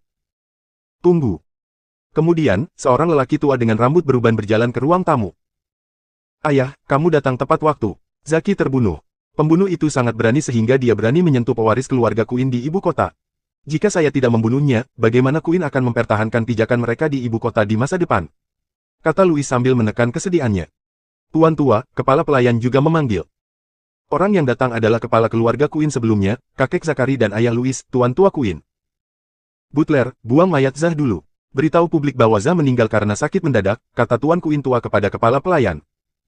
Hah, Tuan tua, ini. Kepala pelayan tidak tahu bagaimana menjawab untuk sementara waktu. Tidak, ayah, Zah meninggal begitu tragis. Bagaimana Anda bisa melakukan ini? Dia jelas dibunuh oleh seseorang. Kita harus menemukan pembunuhnya dan membalaskan dendam Zah. Aku ingin menghancurkan keluarganya dan mengubur mereka semua bersama Zah. Ibu Zakari mengangkat kepalanya dan menjerit dengan ekspresi jahat di wajahnya. Putra satu-satunya meninggal seperti ini, jadi apa gunanya dia hidup lagi? Dia hanya ingin membalas Zah sekarang dan mengubah seluruh keluarga orang yang membunuh Zah menjadi persembahan penguburan untuknya. Louis juga kembali sadar saat ini. Namun, dia tidak emosional seperti istrinya. Sebagai kepala keluarga Queen, dia masih memiliki pandangan yang tajam. Ayahnya jelas tahu cerita di dalam, tetapi dia masih memilih untuk melakukan ini. Oleh karena itu, pasti ada sesuatu yang mencurigakan terjadi. Mungkinkah musuh begitu kuat sehingga Queen tidak mampu memprovokasi mereka? Louis memikirkan keluarga di ibu kota yang tidak bisa diganggu oleh keluarga Queen. Ayah, Louis ingin menanyakan sesuatu. Namun, dia diinterupsi oleh tuan tua Queen. Butler, lakukan apa yang aku katakan. Semua orang, diam. Louis, ikut aku. Setelah tuan tua Queen selesai berbicara, dia berjalan menuju ruang tamu. Bab 283. Louis mengikutinya. Sementara itu, Ibu Zakari memegang tubuh Zakari dan menolak untuk melepaskannya. Kepala pelayan tidak tahu harus berbuat apa, jadi dia hanya bisa berdiri di ruang tamu dan menunggu. Saat memasuki ruangan, tuan tua Queen duduk di sofa dan menarik napas dalam-dalam. Ayah, apa yang sedang terjadi? Siapa yang diprovokasi Zah? Tanya Louis. Louis, mari kita akhiri ini di sini. Tangani masalah ini dengan baik dan jangan bertanya tentang sisanya, kata tuan tua Queen dengan lelah. Ayah, aku tidak mengerti. Zah meninggal dengan sangat tragis. Bukankah aku pantas tahu siapa musuhku sebagai kepala keluarga? Juga, bagaimana kita akan menjelaskan hal ini kepada Soron? Zah adalah pewaris keluarga dan kami memiliki kesepakatan dengan Soron. Bahkan jika orang yang membunuh Zakari berasal dari salah satu keluarga bangsawan papan atas, kita tidak bisa membiarkan mereka lolos begitu saja seperti ini. Bukankah Zah masih memiliki hubungan baik dengan Stan dari keluarga Warner? Selama kita bekerja sama, tidak ada yang bisa menerima kita, kata Louis emosional. Dia tidak bisa menerima sikap ayahnya tentang masalah ini. Ayahnya bahkan menolak memberitahunya siapa musuhnya. Louis, lebih baik tidak mengetahui hal-hal tertentu. Pilih yang terbaik dari kandang anak haram Anda dan bawa dia kembali untuk menjadi pewaris keluarga Queen berikutnya. Juga, Anda harus merawat istri Anda dengan benar. Keluarga Soron hanya ingin bergabung secara nominal, jadi selama pria itu adalah pewaris keluarga Queen, mereka akan baik-baik saja dengan itu. Dan untuk Warners, mereka tidak akan berani melibatkan diri dalam hal ini. Apa? Bagaimana mungkin Warner tidak berani terlibat? Tanya Louis tak percaya. The Warners adalah keluarga aristokrat teratas di ibu kota. Mereka bahkan termasuk di antara keluarga teratas di seluruh Summerland. Seberapa kuat pihak lain jika Warners tidak berani terlibat? Louis tidak percaya bahwa Zakari benar-benar memprovokasi seseorang dengan identitas seperti itu. Jadi, meskipun Zah meninggal secara tragis, jika dia menyebabkan seluruh keluarga jatuh dari kasih karunia, dia akan diperlakukan sebagai orang berdosa, kata tuan tua Queen. Ayah, aku masih ingin tahu siapa yang melakukannya. Jadi bagaimana jika kamu tahu siapa itu? Setidaknya aku akan tahu siapa musuh dalam bayang-bayang itu. Bahkan jika aku tidak membalas Zah sekarang, aku mungkin memiliki kesempatan di masa depan. Kamu bodoh. Jangan pernah berpikir tentang balas dendam. Jika tidak, aku akan mengambil gelarmu sebagai kepala keluarga sekarang juga. Tuan tua Queen memarahi dengan ekspresi serius di wajahnya. Tapi aku tidak yakin. Putra yang telah saya kembangkan selama bertahun-tahun terluka, dan sebagai ayahnya, saya bahkan tidak tahu siapa musuhnya. Kata Louis, duduk dengan putus asa di sofa. Tuan tua Queen memandang Louis. Dia tahu jika dia tidak memberitahu Louis mungkin akan pergi dan menyelidiki masalah itu sendiri. Ketika itu terjadi, seluruh keluarga akan terpengaruh. Dia menghela nafas dan berkata dalam satu nafas, orang yang melakukan ini adalah Roh Summerland Falcon. Ketika Louis mendengar itu, dia merasa seperti disambar petir. Semangat Summerland. Itu adalah semangat Summerland. Sebagai keluarga papan atas di ibu kota, kepala keluarga Queen secara alami tahu arti dari ini. Jika pihak lain adalah keluarga papan atas di ibu kota, dia bisa bekerja dengan Sauron dan Warner untuk bertarung dengan mereka. Namun, jika pihak lain adalah Falcon, Royce Summerland, maka dia seharusnya tidak mempertimbangkannya. Saurons dan Warners tidak akan mengambil bagian dalam hal ini, dan bahkan jika mereka melakukannya, mereka hanya akan menemui satu akhir dan itu akan dicabut dari ibu kota. Di Summerland, ada dua organisasi yang tidak bisa mereka singgung. Itulah semangat Summerland Falcons, dan juga jiwa Summerland The Special Task Force. Mereka tidak hanya mewakili kekuatan, tetapi mereka juga pelindung seluruh negara. Saat ini, setiap kali seseorang yang luar biasa muncul di salah satu keluarga teratas, keluarga akan melakukan segala yang mereka bisa untuk mengirim orang itu ke Falcon dan satuan tugas khusus. Jika mereka dapat bergabung dengan dua organisasi ini, mereka akan bertindak sebagai lapisan perlindungan lain bagi keluarga. Bahkan jika mereka tidak akan terlibat dalam perkelahian antar keluarga, mereka akan menjadi pencegah hanya dengan menjadi anggota salah satu organisasi. Tidak ada yang berani menyinggung keluarga itu. Sayangnya, mereka tidak memiliki seseorang seperti itu di keluarga Queen. Bagaimana mungkin? Bagaimana Zah bisa menyinggung seseorang dari Falcon? Louis duduk lemas di sofa dan bergumam. Saat ini, dia tidak berpikir tentang bagaimana membalas dendam kepada Zachary, sebaliknya, dia memikirkan apakah ini akan mempengaruhi seluruh keluarga. Tuan tua Queen juga tidak berdaya sekarang. Dia hanya menerima telepon dari Menteri Kabinet Ibu Kota yang mengatakan bahwa Zachary berusaha membunuh seseorang dari Falcon dan dia pantas mati. Menteri Kabinet juga mengatakan kepada keluarga Queen untuk tidak membuat kesalahan atau mereka akan dicabut sepenuhnya. Bab 284. Keesokan paginya, Minnie dan keluarganya pergi ke rumah Sam. Kemudian, mereka menunjukkan kepada keluarga Sam informasi tentang Pearl yang mereka temukan di internet. Sam dan keluarganya sangat gembira ketika mereka melihat itu. Mutiara sekarang bernilai puluhan miliar. Billy dan istrinya tidak dapat memahami konsep nilai bersih puluhan miliar. Namun, Sam menjelaskannya kepada mereka dengan cara lain. Pearl sekarang adalah orang terkaya di kota mereka, dan dia adalah orang yang memegang uang paling banyak. Orang yang bertanggung jawab atas kota harus menghormati Pearl ketika mereka melihatnya karena dia dapat membawa investasi ke daerah setempat dan mendorong perkembangan ekonomi lokal. Billy dan istrinya, yang telah bekerja di pertanian sepanjang hidup mereka, hampir pingsan. Dia membawa kehormatan bagi leluhurnya. Sam akhirnya memutuskan bahwa Pearl ada di Springfield setelah mencari di internet. Dia bahkan menemukan lokasi pasti perusahaannya, yaitu Eastleigh International. Mereka berenam bergegas ke kota. Ketika mereka tiba, Sam mengusulkan agar mereka naik pesawat. Menurut apa yang dia katakan, Pearl adalah orang yang hebat sekarang, jadi sebagai keluarganya, mereka seharusnya tidak mempermalukannya. Setelah mendapatkan persetujuan semua orang, mereka terbang langsung ke Springfield dan pergi ke gedung kantor Eastleigh International. Billy, saya pikir Anda harus meminta maaf kepada Pearl.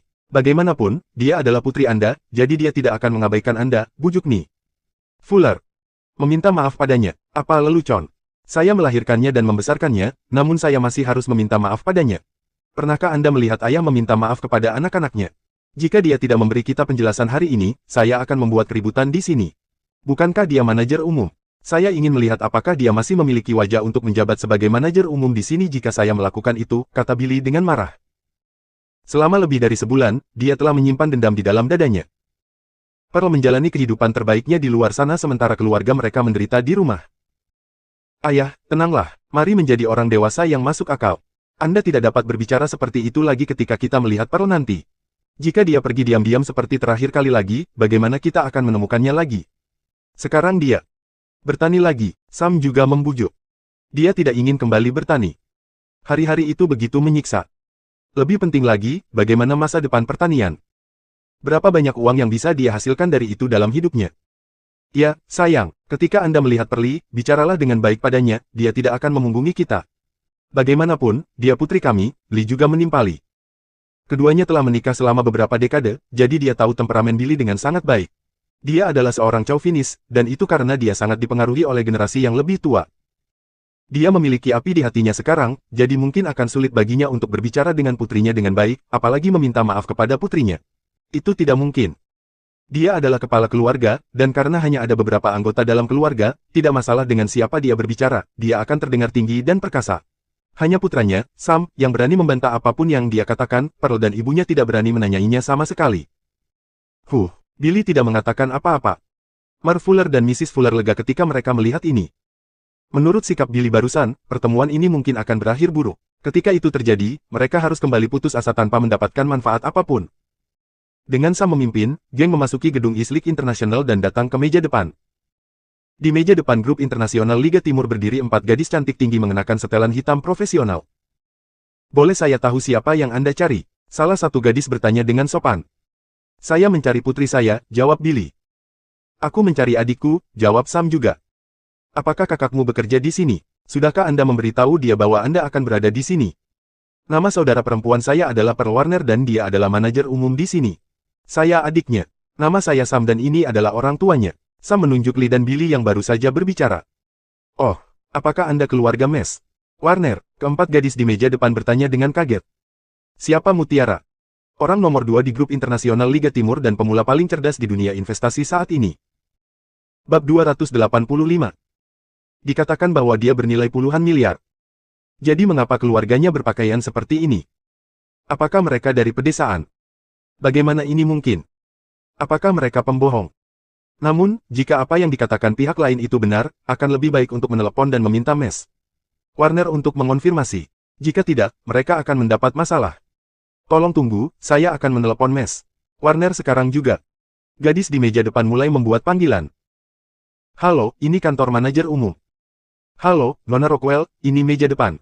Beberapa tamu sedang mencari Mes Warner. Mereka mengatakan bahwa mereka adalah keluarga Mes Warner. Oh, keluarga Mes Warner, biarkan mereka menunggu sebentar. Saya akan bertanya pada Mes Warner, kata Suzanne Rockwell. Pearl sedang memilah-milah dokumennya di kantor. Dia benar-benar sibuk beberapa hari ini. Keduanya adalah masalah yayasan dan juga masalah investasi untuk menghadirinya. Ketuk ketuk ketuk. Ketuk ketuk ketuk. Tiba-tiba, ada ketukan di pintu. Silakan masuk. Suzanne mendorong pintu hingga terbuka dan berkata, Mes Warner, ada beberapa tamu di meja depan mencari Anda. Mereka bilang mereka keluargamu. Keluarga saya. Pearl mengangkat kepalanya untuk menatap kosong ke depan. Dalam sekejap, dia ingat Sam dan gengnya. Dia tahu bahwa begitu dia menjadi terkenal dan muncul di televisi, mereka pasti akan mencarinya, tetapi dia tidak menyangka akan secepat ini. Ya, Mes Warner, kata Suzanne, meninggalkan kantor. Sam dan yang lainnya dibawa ke ruang konferensi oleh Susan. Kemudian, dia membuat teh untuk mereka masing-masing sebelum berkata, tolong tunggu di sini, semuanya. Manajer umum kami akan segera datang. Setelah itu, dia pergi. Dengan itu, Sam dan yang lainnya dibiarkan menunggu di ruang konferensi. Namun, mereka tidak melihat Pearl masuk setelah menunggu lama. Mereka sedikit cemas, tetapi mereka tidak berani berlarian. Lagi pula, mereka semua adalah orang-orang dari kota kecil dan mereka belum pernah melihat banyak aspek masyarakat. 10 menit kemudian, Pearl tidak ada di sini. Setengah jam kemudian, Pearl tidak ada di sini. 1 jam kemudian, Pearl masih belum datang. Membanting. Billy tidak tahan lagi dan dia membanting tangannya ke meja konferensi. Pearl jelas tidak peduli dengan mereka. Sam, kamu langsung ke kantor kakakmu untuk menjemputnya. Dia pemberontak sekarang, ya. Petik 2. Ayah, mari kita tunggu saja. Mungkin Pearl sedang sibuk dengan hal-hal penting. Seorang manajer umum memiliki banyak hal yang harus dilakukan setiap hari. Lagi pula, kurasa aku tidak bisa menemukan di mana kantor kakak. Ini adalah bangunan yang sangat besar, jadi bagaimana jika saya tersesat? Aku bahkan tidak akan bisa menemukan jalan kembali. Apa yang lebih penting daripada melihat kita? Dia jelas tidak ingin melihat kita. Dia hanya memberi kita unjuk kekuatan. Kita tunggu saja, Mutiara pasti akan datang. Dia tidak bisa membuat kita tinggal di ruang konferensi ini selamanya. Ya, kita tunggu saja, Billy. Mungkin Perli sangat sibuk, kata Fuller juga. 1,5 jam kemudian. 2 jam kemudian.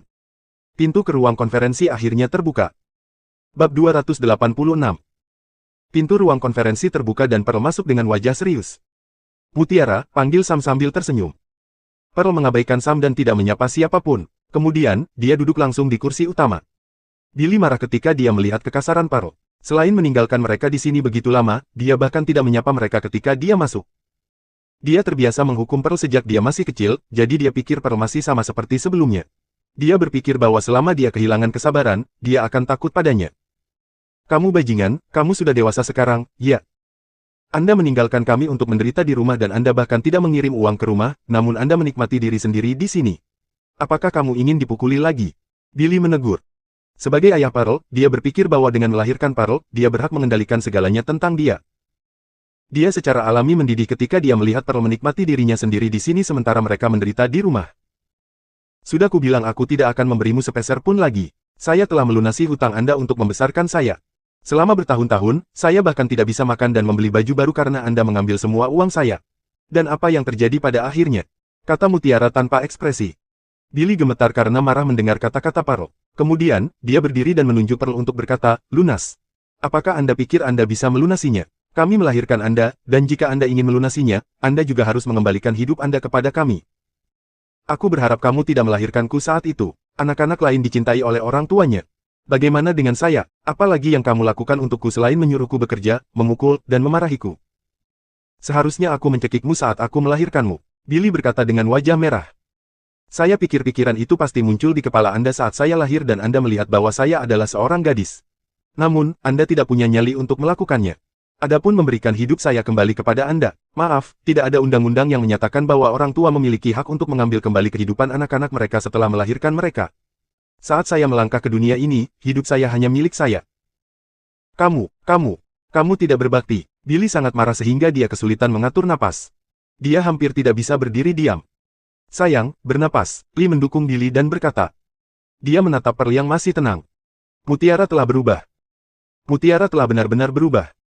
Dia bahkan tidak mengenal mereka lagi. Ayah, Pearl, bisakah kamu berhenti berkelahi dan mulai berbicara dengan baik satu sama lain? Sam menyarankan. Kemudian, dia berkata kepada Pearl, ayah hanya marah dan dia tidak punya tempat untuk curhat. Anda hanya harus membiarkan dia. Tahukah Anda kehidupan seperti apa yang kita jalani sekarang? Kami bahkan tidak bisa makan lagi. Juga, kita harus melakukan pekerjaan fisik setiap hari. Lihat kapalan di tanganku. Uang untuk datang ke sini juga disponsori oleh orang tua Mini. Apa hubungannya denganku? Anda meminta ini. Berapa banyak uang yang telah saya kirim kembali ke rumah selama bertahun-tahun setelah berhemat dan menabung? Plus, biaya kuliah Anda setidaknya 600.000, bukan? Jumlah ini cukup bagi Anda untuk membeli 2 rumah di county. Kalau begitu, siapa yang bisa kamu salahkan sekarang karena kamu hidup seperti ini? Mutiara, ini semua salahku. Namun, saya telah berubah. Tidak bisakah kamu memberiku kesempatan lagi? Cukup, saya tidak ingin mendengarkan Anda menangis tentang kesulitan Anda kepada saya. Saya tahu alasan mengapa Anda ada di sini. Anda di sini untuk uang, bukan? Saya memberitahu Anda sekarang, saya punya uang tetapi saya tidak akan memberi Anda sepeser pun. Jika Anda ingin uang, buatlah sendiri. Itu saja, aku sibuk jadi kembalilah ke tempat asalmu. Setelah Pearl mengatakan itu, dia bangkit untuk pergi.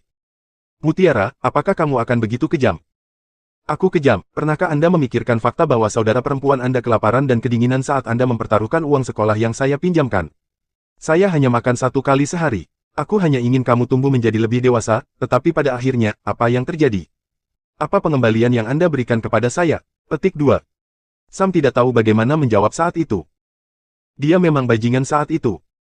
Kamu bajingan. Anda telah tumbuh sekarang, Anda punya uang, dan Anda adalah bos besar. Apakah Anda pikir kami mempermalukan Anda, dan itulah mengapa Anda ingin meninggalkan kami? Biarkan saya memberitahu Anda, tidak mungkin. Anda ingin menyangkal kami, oke. Bukankah Anda memiliki ratusan juta sekarang? Beri kami 100 juta dan kami tidak akan mendatangi Anda lagi. Jika tidak, kami akan membuat keributan di perusahaan Anda. Saya ingin melihat apakah seorang manajer umum seperti Anda masih dapat terus bekerja di sini jika itu terjadi. Billy menunjuk Pearl saat dia meraung. Mutiara tidak berbicara. Tidak ada artinya untuk mengatakan apa-apa lagi. Orang-orang yang paling dekat dengannya ini tidak akan pernah mengerti betapa dia menderita saat itu. Bab 287. Mereka hanya akan menelepon untuk meminta uang, dan mereka tidak pernah sekalipun bertanya bagaimana keadaannya. Tidak peduli seberapa besar dia menyerah untuk keluarga ini, dan tidak peduli seberapa mengerikan Sam, posisinya dalam keluarga akan tetap bermil-mil jauhnya dari Sam. Itu semua karena dia perempuan dan Sam laki-laki. Menurut pendapat Billy, anak perempuan perlu dinikahkan sementara anak laki-laki dapat meneruskan nama keluarga.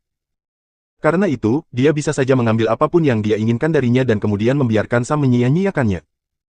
Pearl segera mengeluarkan ponselnya untuk melakukan panggilan. Suzanne, datang ke ruang konferensi. Baiklah, Nona Warner. Suzanne, sekretaris manajer umum, mendorong pintu ruang konferensi. Miss Warner, apa yang bisa saya bantu? Bawa mereka keluar, dan jika mereka tidak mau bekerja sama, panggil beberapa penjaga keamanan untuk meminta bantuan. Jika mereka membuat keributan di perusahaan atau di depan perusahaan, segera hubungi polisi dan katakan mereka mengganggu operasi kami, menyebabkan kerugian besar bagi perusahaan. Tuntut saja mereka dan buat mereka tinggal beberapa hari di sel tahanan. Setelah Pearl mengatakan itu, dia berbalik dan meninggalkan ruang konferensi bahkan tanpa melihat ke belakang. Apa? Sam tercengang. Billy tercengang. Lee tercengang. The Fuller juga tercengang. Bagaimana Mutiara bisa melakukan ini? Dia tidak melihat mereka sebagai keluarganya lagi. Nini dan orang tuanya tidak mengalami rasa sakit Pearl, jadi mereka tidak mengerti mengapa dia melakukan ini.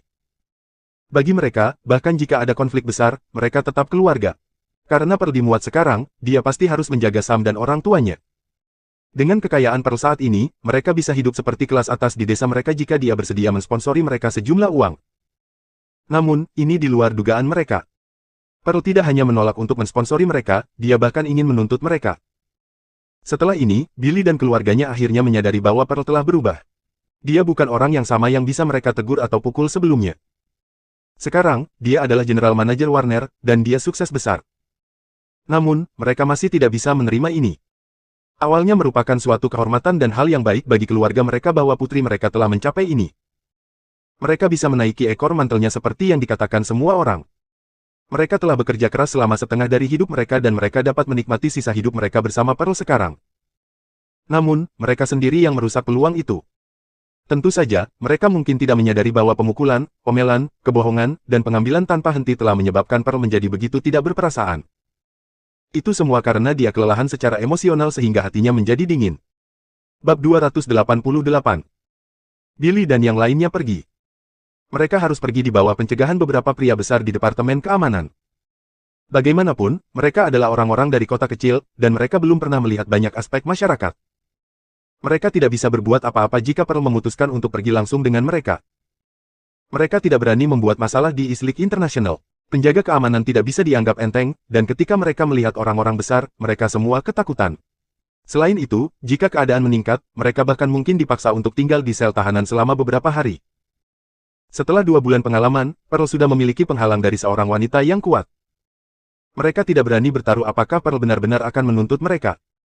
Dengan demikian, mereka hanya bisa pergi dengan putus asa. Sangat tidak mungkin bagi Billy dan istrinya, yang telah menjadi petani sepanjang hidup mereka, untuk melakukan sesuatu seperti melanggar hukum. Jika mereka tinggal di sel tahanan selama beberapa hari, mereka tidak akan dapat mengangkat kepala mereka di desa selama sisa hidup mereka, dan bahkan setelah mereka meninggal, mereka tidak akan mampu menghadapi leluhur Warner. Kali ini, mereka datang dengan gembira dan kembali dengan kekecewaan. Orang tua Minnie bahkan lebih marah. Mereka tidak hanya tidak mendapatkan manfaat apapun, tetapi mereka juga harus membayar biaya perjalanan. Pearl berdiri di dekat jendela kantornya. Dia sedikit bingung ketika dia melihat mereka pergi. Bukan karena dia tidak punya hati. Namun, dia tahu bahwa dia tidak bisa membiarkan ini terjadi. Setidaknya tidak sekarang. Dia telah tinggal bersama mereka selama bertahun-tahun dan dia mengenal keluarganya dengan baik. Jika dia menyerah hari ini, maka mereka akan terus meminta lebih, membentuk lingkaran tanpa akhir. Apalagi jumlahnya hanya akan terus bertambah besar. Ketika dia pertama kali mulai bekerja, dia akan mengirim $500 ke rumah setiap bulan. Kemudian, lambat laun mereka mulai meminta kenaikan karena berbagai alasan. Dari 1.000 menjadi 2.000, dan kemudian 5.000, 10.000, dan pada akhirnya, 20.000. Meski begitu, mereka masih belum puas dan ingin meminta lebih.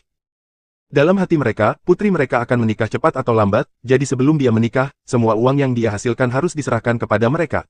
Kalau tidak, mereka tidak tahu bajingan mana yang akan mendapat manfaat darinya di masa depan. Ketika dia memikirkan hal ini, Pearl memikirkan David lagi. Dia bekerja keras hanya karena dia ingin lebih dekat dengan David. Namun, semakin dekat dia dengannya, semakin putus asa dia. Rasanya tidak peduli seberapa keras dia berusaha, tidak mungkin mendapatkan dukungan dari keluarga David. Latar belakang keluarga David terlalu dalam, mereka hanya bisa menghabiskan ratusan miliar dolar dengan santai, dan jumlahnya masih terus bertambah. Dalam keluarga kaya tingkat atas, keluarganya pasti akan mengatur segalanya untuknya, bahkan pernikahan. David mungkin tidak bisa membuat keputusan sendiri. Namun, setelah bertemu David, siapa lagi yang bisa menarik minatnya? Jawabannya bukan siapa-siapa. Mungkin dia ditakdirkan untuk menjadi tua sendirian.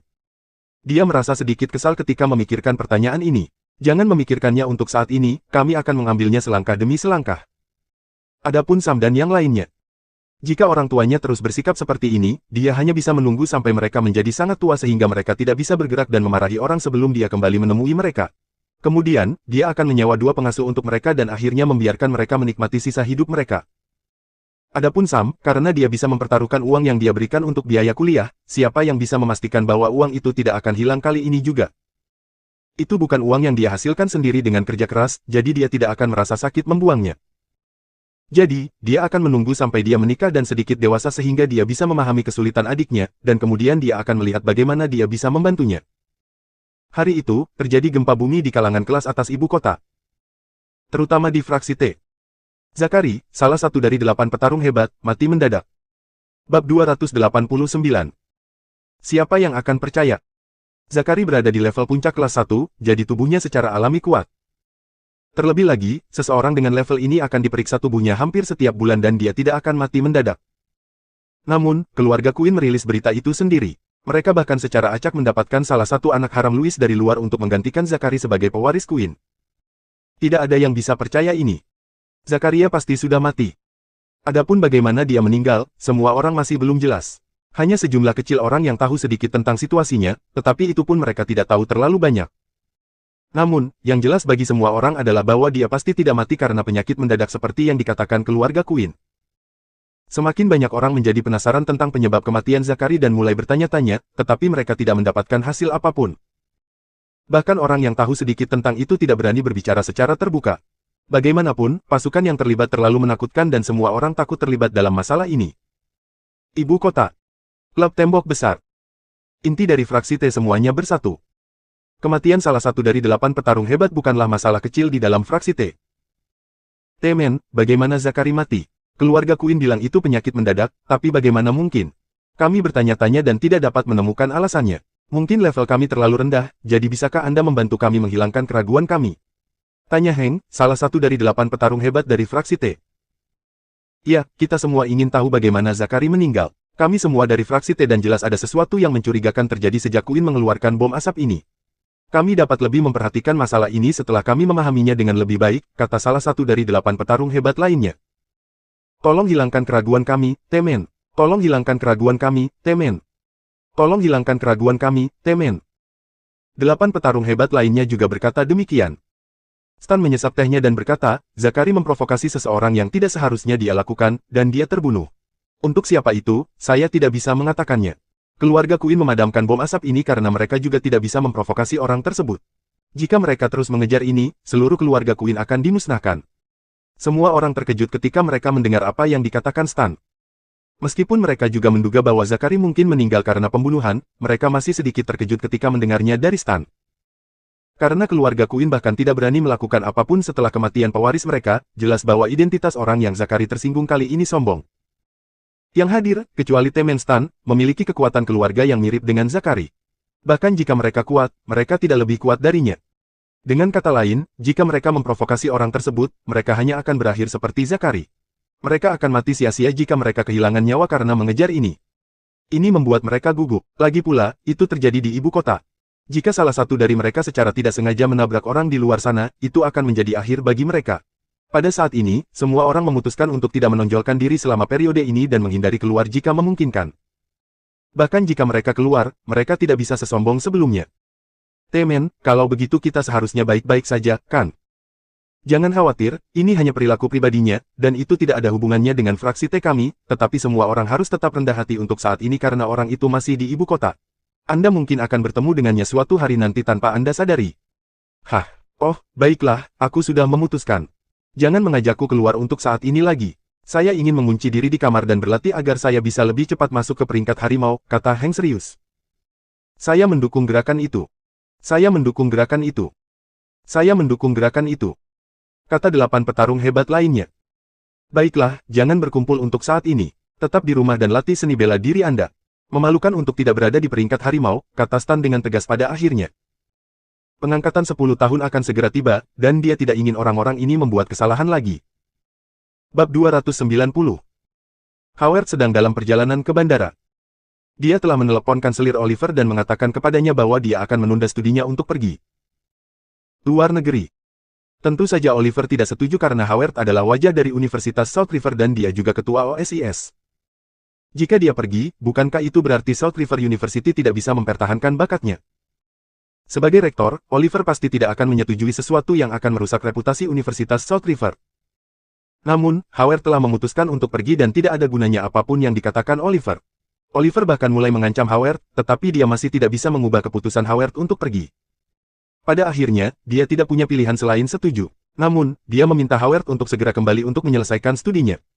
Meskipun Howard setuju, dia masih harus menunggu dan melihat sebelum memutuskan apakah dia akan kembali. Jika Zakari bisa mengalahkan David, dia mungkin bisa kembali dalam 2 hari. Jika Zakari tidak bisa mengalahkan David, maka dia tidak akan tahu kapan dia bisa kembali. Hidupnya lebih penting daripada studinya. Pada saat ini, dia menerima panggilan. Itu dari teman masa kecilnya, dan mereka berdua antek Zakari. Howie, Tuan Queen sudah mati. Zakaria sudah mati. Howard menggigil dan hampir menjatuhkan teleponnya. Aku mengerti. Kita akan bicara lain kali, kata Howard dan menutup telepon. Zakaria meninggal. Itu pasti Daud. Sial, ini sangat menakutkan. Tidak, dia harus pergi secepat mungkin. Mungkin saja David sedang mencarinya. Bu, bisakah kamu mengemudi lebih cepat? Howard tergagap. Hai, ada apa denganmu? Anda tampak linglung sejak kemarin dan Anda bahkan tiba-tiba mengatakan ingin pergi ke luar negeri. Plus, Anda ingin pergi begitu cepat juga. Apa yang terjadi? Katakan padaku, tanya Mrs. Jackson. Howard memikirkannya dan memutuskan untuk memberitahu ibunya yang sebenarnya. Jika David memutuskan untuk mengejarnya, setidaknya mereka akan siap. Jadi, dia berkata, Bu, saya baru saja menerima kabar bahwa putra tertua dari keluarga Queen meninggal. Apakah Anda tahu bagaimana dia meninggal? Dia dibunuh. Juga, saya tahu pembunuhnya. Kami punya daging sapi karena Queen. Dia datang kepada saya kemarin, dan hari ini, saya mendapat kabar bahwa Tuan Queen sudah meninggal. Saya khawatir dia akan datang untuk menimbulkan masalah bagi saya jadi saya hanya bisa pergi ke luar negeri untuk bersembunyi darinya. Zakari, putra tertua dari keluarga Queen. Tanya Bu Jackson. Iya. Mrs. Jackson menginjak rem dan menghentikan mobil di sisi jalan. Apa kamu yakin? Saya yakin, jawab Howard serius. Bu Jackson mengeluarkan ponselnya untuk menelepon. Bruce, apakah sesuatu terjadi pada Queen? Nyonya Jackson bertanya setelah telepon tersambung. Kemudian, dia diam-diam mendengarkan apa yang dikatakan orang lain. Baiklah, aku mengerti. Kembali bekerja, saya akan mengirim putra kami ke bandara. Ya, kita akan bicara setelah aku kembali. Mrs. Jackson menutup telepon dan berkata serius kepada Howard. Ceritakan semua yang terjadi di antara kalian berdua.